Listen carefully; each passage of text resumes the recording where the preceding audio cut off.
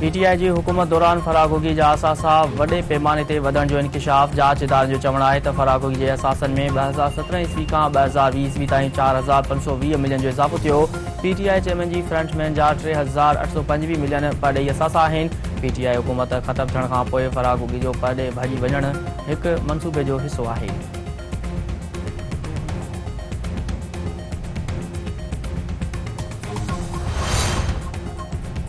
मुस्लिम league नून अॻवान अता तारड़ चयो आहे त फरागोगी टैक्स एमनेस्टी स्कीम मां फ़ाइदो हासिल कयो। उस्मान बुज़दार खे डमी वॾो वज़ीर बणाए अवाम जी अखियुनि में धूड़ विधी वई।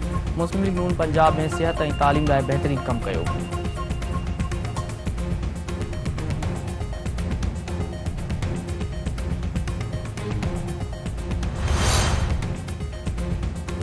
पीपल्स पार्टी तरफ़ां 30 नवंबर ते पार्टी जी 56 सालगिरह ते कोयटा में जलसे जो फ़ैसिलो। PP चेयरमैन बिलावल भुट्टो दरदार जो चवणु आहे त PP अवाम चूंडुनि में भरपूर नमूने हिसो वठंदी।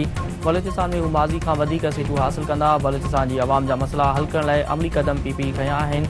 आम चूंडुनि में साबित थी वेंदो त हब खां कोयटा ताईं बलूचिस्तान में वोटरिज़म जा चाहींदड़ आहिनि।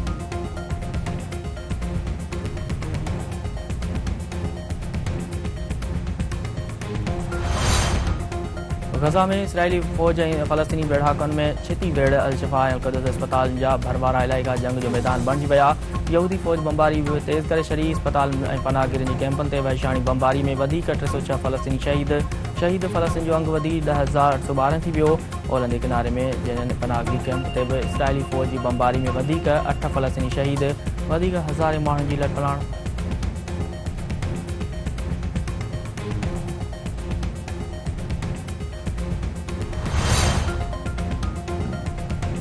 पाकिस्तानी IMF विच में टेक्निकल सतह ते ॻाल्हियूं जारी। ॻाल्हियुनि दौरान IMF जा वधीक मुतालबा साम्हूं अची विया। IMF पारां रिटेल, रियल एस्टेट ऐं ज़रई शोबनि ते टैक्स लॻाइण जो मुतालबो।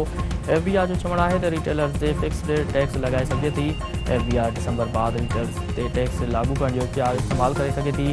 ज़रई शोबे ते टैक्स लाइ सूबनि सां सलाह मशवरा करणु लाज़मी आहे।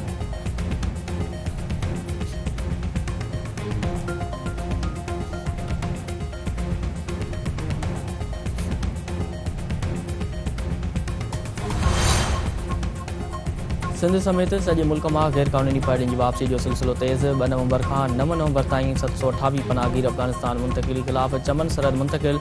जेकोबाद इंतज़ामिया होल्डिंग कैंप ते तरसल नौजवान खे गरियल क़ौमनि जी हाई कमिश्नर हवाले करे छॾियो।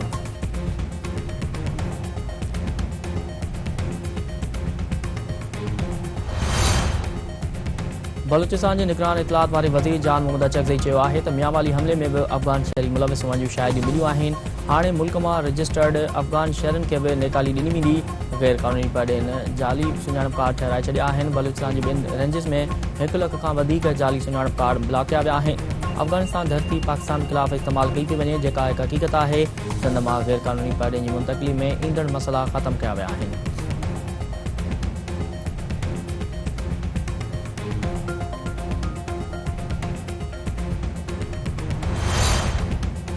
काछ जे इलाइक़े कस्बे में ज़मीनी तकरार तां झेड़े में 3 ॼणा क़तल। मीरनकोट वटि 3 ॼणनि जे क़तल खां पोइ इलाइक़े में छिकताण, धुरी मोर्चा बंदि, वक़्फ़े सां फायरिंग सबबु ॾहका।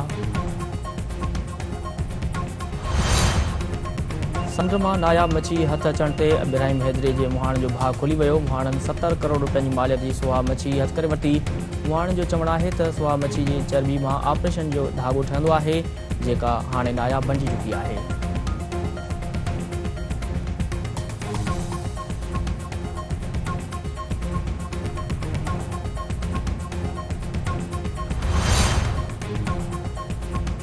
नवाबशाह में ज़हरीलो शराब वापराइण सबबु 2 भाइरनि समेत 3 ॼणा फौत। काशिफ शेख, आदिल शेख ऐं संदन दोस्त असद ख़ासकली कचे शराब वापराइण सबबु दमधणी हवाले करे छॾियो।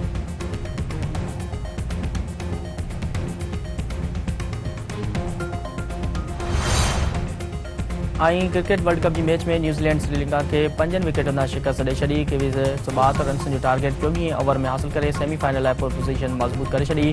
क़ौमी क्रिकेट टीम खे सेमीफाइनल में पहुचाइण लाइ इंग्लैंड खे वधीक मार्जिन तां शिकस्त ॾियणी पवंदी।